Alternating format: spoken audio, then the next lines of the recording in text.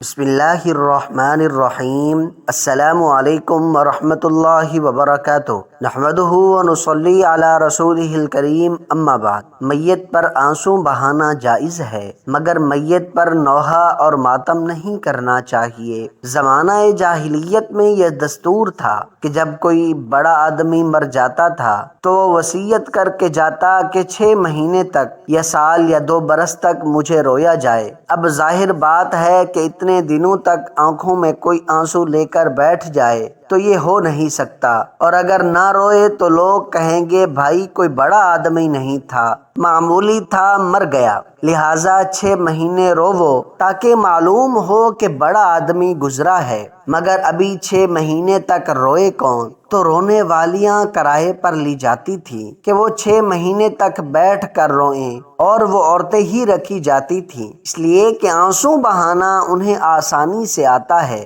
بس ارادہ کیا اور ٹپ ٹپ آنسو ٹپکنے شروع ہو گئے تو رونے اور لڑانے کے لیے عورتوں سے بہتر دوسرا کرایہ دار نہیں مل سکتا تھا، اس لیے عورتوں کو کرایہ پر رکھتے تھے، اجرت بھی دی جاتی اور کھانا کپڑا بھی۔ اور ان کا طریقہ کیا تھا؟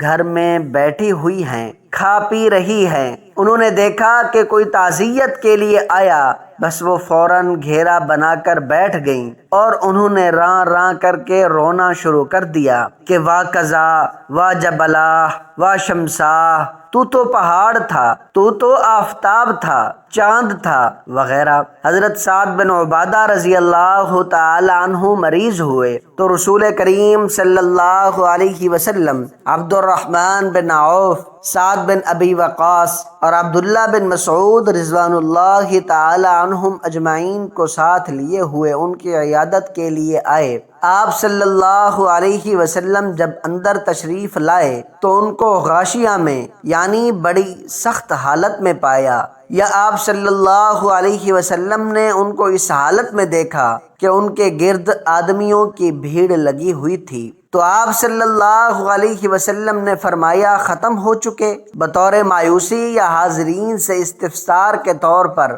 آپ صلی اللہ علیہ وعلی آلہ واصحابہ نے یہ بات فرمائی تو لوگوں نے عرض کیا نہیں حضرت، ابھی ختم نہیں ہوئے۔ تو رسول اللہ صلی اللہ علیہ وسلم کو ان کی حالت دیکھ کر رونا آ گیا۔ جب اور لوگوں نے آپ پر گریہ کے آثار دیکھے تو وہ بھی رونے لگے۔ آپ صلی اللہ علیہ وعلی آلہ وصحبہ وسلم نے ارشاد فرمایا، لوگو اچھی طرح سن لو اور سمجھ لو کہ اللہ تعالی آنکھ کے آنسو اور دل کے غم پر تو سزا نہیں دیتا، کیونکہ اس پر بندے کا اختیار اور قابو نہیں ہے۔ پھر زبان کی طرف اشارہ کر کے فرمایا، لیکن اس کی غلطی پر یعنی زبان سے نوحہ و ماتم کرنے پر سزا بھی دیتا ہے، اور پڑھنے پر اور دعا و استغفار کرنے پر رحمت بھی فرماتا ہے۔ حضرت ام سلمہ رضی اللہ تعالی عنہا سے روایت ہے کہ ان کے شوہر ابو سلمہ رضی اللہ تعالی عنہ کی وفات کے وقت رسول اللہ صلی اللہ علیہ وعلی آلہ وصحبہ وسلم تشریف لائے۔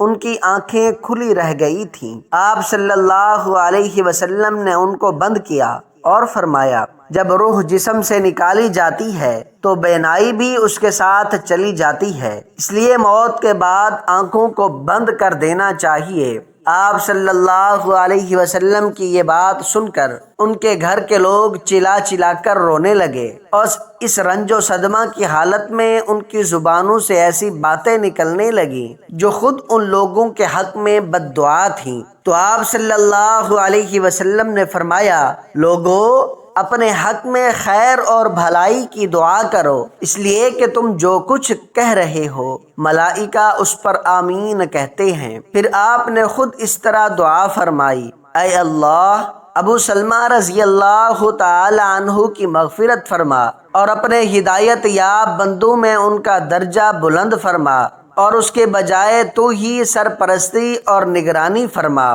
اس کے پسماندگان کی، اور رب العالمین بخش دے ہم کو اور اس کی قبر کو وسیع اور منور فرما۔ آپ صلی اللہ علیہ وسلم نے اپنی امت کے لیے جملہ استرجاع یعنی انا للہ و انا الیہ راجعون اور اللہ کی قضا پر راضی رہنا مسنون قرار دیا، اور یہ باتیں گریہ چشم اور غم دل کے منافی نہیں۔ یہی وجہ ہے کہ آپ صلی اللہ علیہ وسلم تمام مخلوق میں سب سے زیادہ راضی بقضائے الہی اور سب سے زیادہ حمد کرنے والے تھے، اور اس کے باوجود اپنے صاحبزادے ابراہیم رضی اللہ تعالی عنہ پر وفور محبت و شفقت سے رقت کے باعث رو دیے، اور آپ صلی اللہ علیہ وسلم کا قلب اللہ تبارک و تعالی کی رضا و شکر سے بھرپور اور زبان اس کے ذکر و حمد میں مشغول تھی۔ حضرت انس رضی اللہ تعالی عنہ سے روایت ہے کہ ہم رسول اللہ صلی اللہ علیہ وسلم کی معیت میں ابو سیف آہنگر کے گھر گئے، اور یہ ابو سیف رسول اللہ صلی اللہ علیہ وسلم کے فرزند ابراہیم رضی اللہ تعالی عنہ کی دائیہ خولہ بنت منذر کے شوہر تھے، اور ابراہیم رضی اللہ تعالی عنہ اس وقت کے رواج کے مطابق اپنی دائیہ کے گھر ہی رہتے تھے۔ رسول اللہ صلی اللہ علیہ وآلہ وصحبہ وسلم نے اپنے صاحبزادے کو اٹھا لیا، چوما اور ان کے رخساروں پر ناک رکھی، جیسا کہ بچوں کو پیار کرتے وقت کیا جاتا ہے۔ اس کے بعد ایک دفعہ پھر آپ صلی اللہ علیہ وسلم کے صاحبزادے ابراہیم رضی اللہ تعالی عنہ کی آخری بیماری میں ہم وہاں گئے۔ اس وقت ابراہیم جان دے رہے تھے، نزاع کے عالم میں تھے۔ ان کی اس حالت کو دیکھ کر رسول اللہ صلی اللہ علیہ وسلم کی آنکھوں سے آنسو بہنے لگے۔ عبد الرحمن بن عوف رضی اللہ تعالی عنہ نے، جو ناواقفیت کی وجہ سے سمجھتے تھے کہ رسول اللہ صلی اللہ علیہ وسلم اس قسم کی چیزوں سے متاثر نہیں ہو سکتے، تعجب سے کہا، یا رسول اللہ، آپ کی بھی یہ حالت؟ آپ نے ارشاد فرمایا، اے ابن عوف، یہ کوئی بری بات اور بری حالت نہیں، بلکہ یہ شفقت اور درد مندی ہے۔ پھر دوبارہ آپ کی آنکھوں میں آنسو بہے تو آپ صلی اللہ علیہ وسلم نے فرمایا، آنکھ آنسو بہاتی ہے اور دل مغموم ہے، اور زبان سے ہم وہی کہیں گے جو اللہ کو پسند ہے، یعنی انا للہ و انا الیہ راجعون۔ اور اے ابراہیم، تمہاری جدائی کا ہمیں صدمہ ہے۔ آخر میں اللہ پاک سے دعا ہے کہ اللہ پاک ہمیں خوشی و غمی اپنی رضا کے مطابق اور رسول اللہ صلی اللہ علیہ وسلم کے بتائے ہوئے طریقے کے مطابق گزارنے کی توفیق عطا فرمائے، آمین ثم آمین۔ محترم ناظرین، آج کی میری اس انفارمیشن ویڈیو کو لائک اور میرے اسلامی چینل باب روشنی کو سبسکرائب کر دیجئے۔ جزاک اللہ خیرا کثیرا۔